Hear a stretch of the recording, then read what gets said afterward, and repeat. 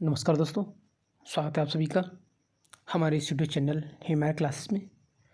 और आज के इस वीडियो में हम लेकर के आए हैं पादप रोग विज्ञान के महत्वपूर्ण प्रश्न उत्तर।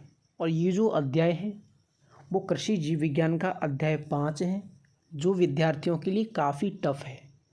आप सभी लोग कमेंट करके बार बार यही कह रहे थे कि सर 5वें चैप्टर के मोस्ट क्वेश्चंस लेके आओ बोर्ड पैटर्न पर। तो हम इस वीडियो में बिल्कुल ब्लूप्रिंट के आधार पर, यानी जो बोर्ड का पैटर्न है उस आधार पर इस चैप्टर के महत्वपूर्ण प्रश्नोत्तरों के बारे में बात करेंगे। और बोर्ड परीक्षा में इन प्रश्नोत्तरों में से कोई भी एक प्रश्न आपसे बाहर नहीं जाएगा। तो चलिए हम वीडियो को शुरू करते हैं। वीडियो में जाने से पहले यदि आप अभी तक चैनल पर नए हैं तो एक बार चैनल को सब्सक्राइब करें और वीडियो को लाइक करें तथा वीडियो को दोस्तों को शेयर ज़रूर करें। चलिए हम बात करते हैं पहले प्रश्न से। अब जो पहला प्रश्न है वो मैंने बोर्ड के पैटर्न पर ही बनाया है, लेकिन वो इस तरह से तैयार किया गया है कि आपकी बहुत सारी चीज़ें इसमें क्लियर हो जाएं। जैसे पहला प्रश्न है चित्र बनाइए, यानी इस चैप्टर से आपको कोई एक चित्र पूछा जा सकता है, क्योंकि इस चैप्टर से जो भी प्रश्न आएंगे वो 1.5 नंबर के होंगे। यानी 1.5 नंबर के 4 प्रश्न इस चैप्टर से आपको पूछे जाएंगे। तो एक तो बात यही क्लियर है कि ये कोई भी चित्र इस चैप्टर से आपको पूछा जाएगा। यानी इस चैप्टर में जो चित्र दे रखे हैं उनमें से कोई एक चित्र आपको आएगा। मैंने उनमें से 4 महत्वपूर्ण चित्र निकाले हैं। जैसे एक तो चित्र है कवक कोशिका, दूसरा चित्र है जीवाणु कोशिका, तीसरा चित्र है फाइटोप्लाज्मा कोशिका और चौथा चित्र है विषाणु कण या टीएमपी। तो चलिए हम देखते हैं कि हम किस तरह से तीनों के चित्र तैयार कर सकते हैं। सबसे पहले हम इन चित्रों की बात करें। 100% कोई इनमें से एक चित्र जरूर आपके एग्जाम में पूछा जाएगा। देखिए मैं आपको बता देता हूँ कि आपको किस तरह से चित्र बनाना है। ज़्यादा दिमाग नहीं लगाना, ना आपको किताब में से कुछ भी रटना है। बस आप वीडियो को देख लीजिए, आप सारी चीज़ें आसानी से क्लियर कर लेंगे। जैसे सबसे पहले अगर मैं बात करूं कवक कोशिका की, यहाँ जो चित्र बना हुआ है ये कवक कोशिका का है। जो भी आप चित्र बनाएं उसके नीचे नामकरण जरूर करें। जैसे मैंने यहाँ लिख रखा है चित्र कवक कोशिका का प्रारूप। अब कवक कोशिका का चित्र आपको किस तरह से बनाना है, आपको सबसे पहले ऊपर एक लाइन खींचनी है, फिर उसके अंदर एक लाइन खींचनी है, यानी 2 लाइनें खींचनी है लगातार। जैसे ये मैंने ऊपर एक लाइन खींची और उसके अंदर भी एक गोला बना दिया, यानी एक लाइन का गोला फिर उसके अंदर एक लाइन, ठीक है, 2 लाइन हो गई। फिर आपको अंदर इस तरह के गोले बनाने, इस तरह के कई सारे, और 4 गोलों में आपको इस तरह की संरचना बना देनी है जो मैंने सफ़ेद संरचना बनाई है। बीच में एक गोला बना देना है, उस गोले में आपको कोई बिंदी जैसी आकृति बना देनी है। उसके बाद 4-5 ऐसी डंडी कर देनी है और कुछ नहीं करना आपको। बाकी बात रही नामकरण की, तो कोई भी 5 नामकरण आपको करने होते हैं किसी भी चित्र में। तो सबसे ऊपर का जो भाग होता है, कोई सी भी कोशिका हो, सबसे ऊपर का भाग क्या होता है, कोशिका भित्ति होती है। उसके नीचे फिर क्या होती है, कोशिका झिल्ली, ये बाहर वाली परत कोशिका भित्ति, उसके अंदर वाली परत कोशिका झिल्ली। फिर ये जो भाग हमने जो किया था, ये गोला, और गोले के अंदर जो कुछ भरा था वो क्या था, वो माइटोकॉन्ड्रिया था। और बीच में क्या होता है, केंद्र के अंदर क्या पाई जाती है, केंद्रिका पाई जाती है। और जो खाली है, केवल खाली है, वो क्या है, वो रिक्तिका है। तो इस तरह से आप क्या बना सकते हो, कवक कोशिका बना सकते हो। मुझे लगता है आपको समझ में आ गया होगा। दूसरी अगर हम बात करें जीवाणु कोशिका, जीवाणु कोशिका के लिए आपको चौकोर डिब्बा बनाना है इसी तरह से, जिसमें 2 परत होंगी, 2 परत हो गई चौकोर डिब्बा की। ये जैसे एक बाहरी परत और एक अंदर की परत। फिर उसके बाद जो नीली नीली लाइन दिख रही है, तीसरी परत, वो अंदर वाली परत बनानी है। और इस तरह से आपको, जैसे मैंने यहाँ मोड़ा है, उस तरह से आपको यहाँ से ये मोड़ देनी है। इस तरह से आपको ये परत बनानी है अंदर वाली। और एक आपको यहाँ से पूंछ जैसी ये निकाल देनी है। 2 चीज़ें हो गई। फिर अंदर आपको गोले कर देनी है, एक लंबे चिन्ह जो मैंने इस तरह से लगाए वो, और एक गोले चिन्ह, और बीच में आप ऐसे ही कुछ पेंसिल से कर दो। बस आपकी ये जीवाणु कोशिका तैयार हो गई। इसमें क्या आपको नाम लिखना है, सबसे बाहरी परत जैसे कोशिका भित्ति, फिर कोशिका झिल्ली, फिर जो बीच में है वो क्या है, डीएनए, जो ये जो लंबा वाला ये जो यहाँ है इस तरह का वो क्या है, आरएनए, और ये जो यहाँ उठा हुआ भाग है वो क्या है, मीजोसोम है, और ये बाहर निकला हुआ भाग क्या है, ये कसाविका है। इस तरह से आप क्या बना सकते हो, जीवाणु कोशिका बना सकते हो। मैंने बहुत सिंपल ही चित्र बनाया यहाँ पर, और डायग्राम सबसे अच्छे हैं यहाँ पर, जो भी सिंपल हैं वो भी अच्छे हैं। जैसे लास्ट में अगर हम बात करें फाइटोप्लाज्मा कोशिका, और फाइटोप्लाज्मा कोशिका किस तरह से बनानी है, आपको त्रिस्तरीय परत बनानी है। 3 परतें बना दी मैंने, जैसे आप गोले में देख रहे होंगे 3 गोले दिख रहे हैं आपको, 3 लाइनें हैं गोले में। इस तरह की 3 लाइन बना दो और उसके अंदर गोले कर दो, बीच में जैसे ही कुछ आकृति डीएनए जैसी बनाना चाहो बना दो, और उसमें एक लंबी आकृति बना दो। तो जो लंबी आकृतियाँ होंगी वो क्या हो जाएंगी, आरएनए। गोल आकृतियाँ होंगी वो क्या हो जाएंगी, राइबोसोम। और जो बाहरी परत क्या हो गया, ये कोशिका झिल्ली। इसमें कोशिका भित्ति नहीं होती, ध्यान रखना। फाइटोप्लाज्मा कोशिका में जो फाइटोप्लाज्मा का आप चित्र बनाओ उसमें त्रिस्तरीय जो होती है वो कोशिका झिल्ली ही होती है। तो इस तरह से आप क्या बना सकते हो, डायग्राम बना सकते हो। अब हम आगे बात करते हैं इस चैप्टर के मोस्ट क्वेश्चंस जो आपको पूछे जाएंगे कि कौन कौन से मोस्ट क्वेश्चन इस चैप्टर में बन रहे हैं। तो चलिए हम बात करें सबसे पहले प्रश्न की, और सबसे पहला जो प्रश्न है वो है एकांतर परपोषी किसे कहते हैं। काफ़ी इंपॉर्टेंट प्रश्न है, एकांतर परपोषी किसे कहते हैं। एग्जाम्पल, 2 अलग अलग जातियों के परपोषी पौधों में से वह एक पौधा जो कुछ कवकों का जीवन चक्र पूरा करने के लिए आवश्यक होता है एकांतर परपोषी कहलाता है। जैसे पक्सीमिया ग्रेमेनिस कवक हेतु बारबरी झाड़ी। यानी परपोषी का अर्थ है कि 2 जब परपोषी होते हैं अलग अलग, तो उनमें से एक परपोषी ऐसा होता है जो कि कवक के जीवन यापन के लिए आवश्यक है, और ऐसे ही हम परपोषी को क्या कह देते हैं, एकांतर परपोषी कहते हैं।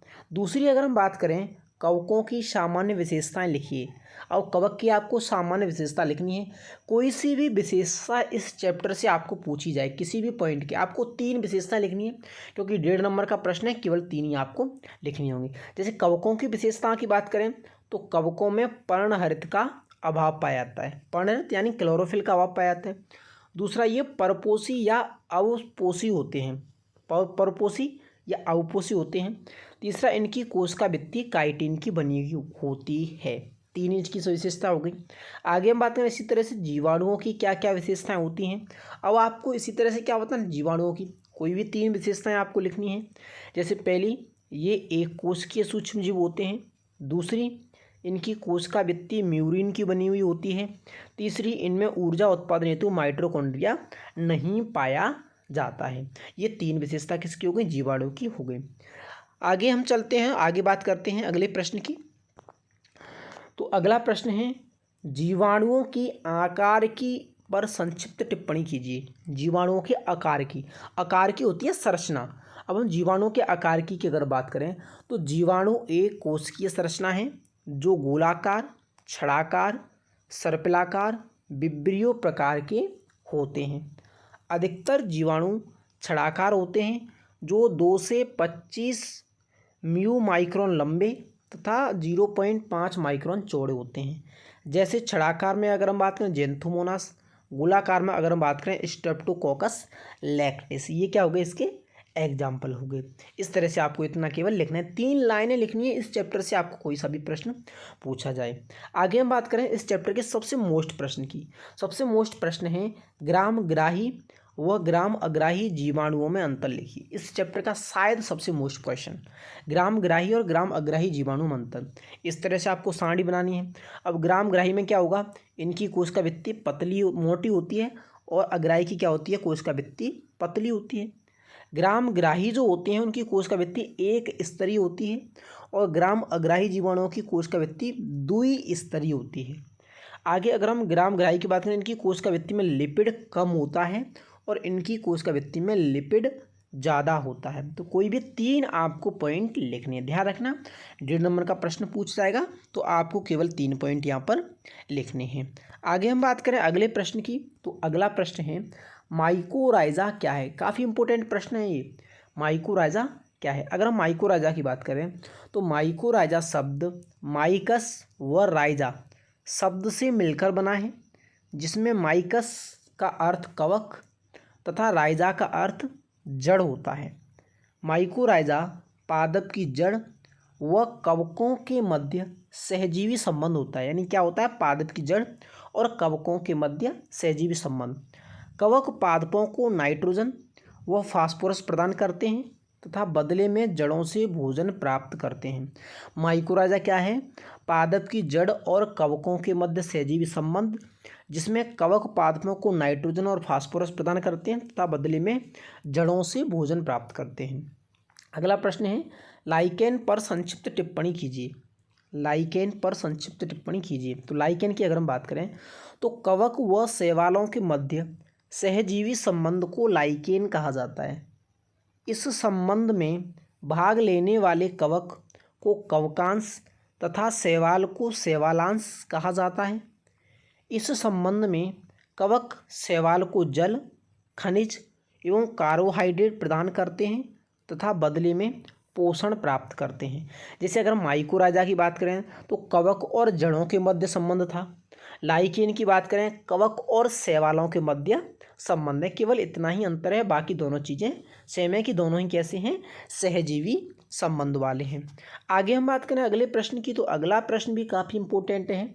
मृतजीवी व सहजीवी में अंतर लिखिए। मृतजीवी व सहजीवी में अंतर। तो इस तरह से आपको दो सारणी बनानी है। एक सारणी में आपको मृतजीवी, दूसरी में सहजीवी लिखना है। अगर हम मृतजीवी की बात करें तो वे जीव जो अपना भोजन मृत कार्बनिक पदार्थों से प्राप्त करते हैं मृतजीवी कहलाते हैं। जैसे म्यूकर है, एगेरिकस है। आगे हम बात करें वे जीव जो अन्य जीवों के साथ मिलकर जीवन व्यतीत करते हैं तथा एक दूसरे को लाभ पहुंचाते हैं, सहजीवी कहलाते हैं। जैसे लाइकेन और माइकोराइजा जो हमने अभी पढ़े थे कि दोनों में क्या था? सहजीवी संबंध था। इसी तरह से अगर हम बात करें कवक जाल क्या है, ये भी काफ़ी इंपॉर्टेंट प्रश्न है एग्जाम के दृष्टिकोण से। कवक जाल क्या है? कवक जाल तो कवक का थैलस अनेक पतली धागे नुमा नलिकाकार संरचनाओं से बनता है, जिन्हें कवक तंतु कहते हैं। जब बहुत सारे कवक तंतु एकत्रित होकर जाल का निर्माण करते हैं तब निर्मित संरचना कवक जाल कहलाती है। यानी जब बहुत सारे कवक तंतु मिल जाते हैं तो उनको संयुक्त रूप से कवक जाल कहा जाता है। यह पटयुक्त एवं पटहीन प्रकार का होता है, जिसमें एक या अधिक केंद्रक उपस्थित होते हैं। यानी जो कवक जाल होता है वो दो प्रकार का होता है, पटयुक्त एवं पटहीन, और इसमें केंद्रक एक भी हो सकता है और अधिक भी हो सकते हैं। आगे हम बात करें अगले प्रश्न की, तो अपना जो अगला प्रश्न है वो है फाइटोप्लाज्मा क्या है? पादपों में फाइटोप्लाज्मा उत्पन्न दो रोगों के नाम लिखिए। यानी पादपों में फाइटोप्लाज्मा से उत्पन्न दो रोगों के नाम लिखिए। अगर हम फाइटोप्लाज्मा की बात करें, माइकोप्लाज्मा से छोटे जीव जो पादपों में रोग उत्पन्न करते हैं फाइटोप्लाज्मा कहलाते हैं। ऐसे जीव जो माइकोप्लाज्मा से भी छोटे होते हैं और पादपों में रोग पैदा करते हैं क्या कहलाते हैं? फाइटोप्लाज्मा कहलाते हैं। इन्हें माइकोप्लाज्मा सदृश जीव भी कहा जाता है। इनको क्या कहते हैं? माइकोप्लाज्मा सदृश जीव भी कहते हैं। ये एक कोशिकीय वित्तीय रहित जीव होते हैं। जैसे बैंगन का छोटी पत्ती लिटिल लीफ किसके कारण होता है? फाइटोप्लाज्मा के कारण। तिल का फाइलोइडी रोग किसके कारण होता है? फाइटोप्लाज्मा के कारण होता है। आगे हम बात करें अगला प्रश्न, तो अगला प्रश्न है विषाणु के गुणधर्म लिखिए। गुणधर्म वही विशेषताएं, और कितनी लिखनी है ये आपको पता है, 3 विशेषताएं लिखनी है। जैसे ये अकोशिकीय जीव होते हैं, इनमें आनुवंशिक पदार्थ डीएनए या आरएनए होता है। ये अविकल्पी परजीवी होते हैं। यानी 3 इनकी क्या हो गई? विशेषताएं हो गई। एक तो ये कैसे हैं? अकोशिकीय। दूसरे इनमें आनुवंशिक पदार्थ क्या है? डीएनए या आरएनए। तीसरी ये कैसे हैं? अविकल्पी परजीवी। आगे हम बात करें अगला प्रश्न, वायरॉइड पर संक्षिप्त टिप्पणी कीजिए। ये भी काफ़ी इंपॉर्टेंट प्रश्न है। वायरॉइड पर संक्षिप्त टिप्पणी कीजिए। वायरॉइड क्या है? निम्न अणुभार वाले एकल सूत्रीय नग्न एसएसआरएनए के कण जो पादपों में संक्रमण करके रोग उत्पन्न करते हैं वायरॉइड कहलाते हैं। यानी निम्न अणुभार वाले एकल सूत्रीय आरएनए के कण जो पादपों में संक्रमण करके रोग उत्पन्न करते हैं वायरॉइड कहलाते हैं।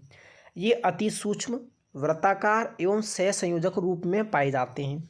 इनमें प्रोटीन का आवरण नहीं पाया जाता। ये सबसे छोटे रोगजनक होते हैं।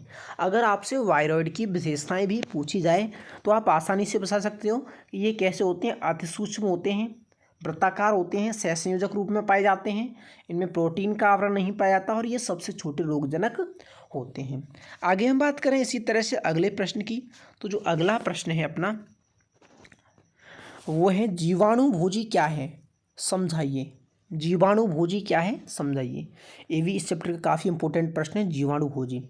तो वह विषाणु जो जीवाणु की कोशिकाओं को संक्रमित करते हैं जीवाणुभोजी कहलाते हैं। यानी ऐसे विषाणु जो जीवाणुओं की कोशिकाओं को संक्रमित कर देते हैं क्या कहलाते हैं, जीवाणुभोजी कहलाते हैं। इसकी खोज टोर्ट व हेरल नामक वैज्ञानिकों ने की थी। इन्हें जीवाणुभोजी नाम डी हेरल ने दिया था। गंगा नदी में साफ पानी के लिए इन्हें उत्तरदायी माना जाता है। जीवाणुभोजी क्या है, जीवाणु यानी विषाणु जो जीवाणुओं की कोशिकाओं को संक्रमित करते हैं क्या कहलाते हैं, जीवाणुभोजी कहलाते हैं। इनकी खोज किसने की, टोर्ट व हेरल ने। और इनको जीवाणुभोजी नाम किसने दिया, हेरल ने दिया। और गंगा नदी में साफ पानी जो है, गंगा नदी का पानी गंदा नहीं होता, वो किसके कारण नहीं होता, जीवाणुभोजी के कारण नहीं होता। आगे हम बात करें अगले प्रश्न की। अगला प्रश्न है पादप संगरोध क्या है। ये काफ़ी इंपॉर्टेंट प्रश्न है इस चैप्टर का, पूछा जा सकता है इस बार। पादप संगरोध क्या है। अब पादप संगरोध की अगर हम बात करें तो नए क्षेत्रों में पादप रोगों एवं नाशक जीवों को फैलने से रोकने के लिए बाहरी वस्तुओं के आवागमन पर रोक लगाना पादप संगरोध कहलाता है। पादप संगरोध के उद्देश्य से भारत में वर्ष 1914 में विनाशी कीट एवं नाशक जीव अधिनियम DIPA पारित किया गया। जैसे आलू में सूत्रकृमि के डर से इसे नीलगिरी क्षेत्र से बाहर ले जाना वर्जित है। अब देखो मैं समझा देता हूँ आपको कि पादप संगरोध क्या है। मान लो सबसे पहले कोरोना कहाँ से फैला, चीन से फैला। अब चीन से फैला तो भारत ने क्या लगा दिया, चीन से आने वालों पर रोक लगा दी ताकि चीन से जो आने वाला वायरस भारत में ना आ पाए। इसी तरह से नए क्षेत्रों में रोगों और नाशक जीवों को फैलने से रोकने के लिए उनके आवागमन पर क्या लगा देते हैं, रोग लगा देते हैं। और यही विधि क्या कहलाती है, पादप संगरोध कहलाती है। एग्जाम्पल के रूप में यहाँ दे रखा है, जैसे आलू में क्या होता है, सूत्रकृमि रोग होता है। और आलू का जो सूत्रकृमि है वो नीलगिरी क्षेत्र में पाया जाता है, इसलिए नीलगिरी क्षेत्र के जो आलू हैं वो उस क्षेत्र से बाहर विक्रय हेतु नहीं जाते हैं। तो ये हैं थे अपने इस चैप्टर के सबसे महत्वपूर्ण प्रश्न उत्तर जो एग्ज़ाम में आने वाले हैं। अगर आपको वीडियो पसंद आई हो तो कमेंट करके ज़रूर बताएं और अपने दोस्तों के लिए ज़रूर शेयर करें। Thank you.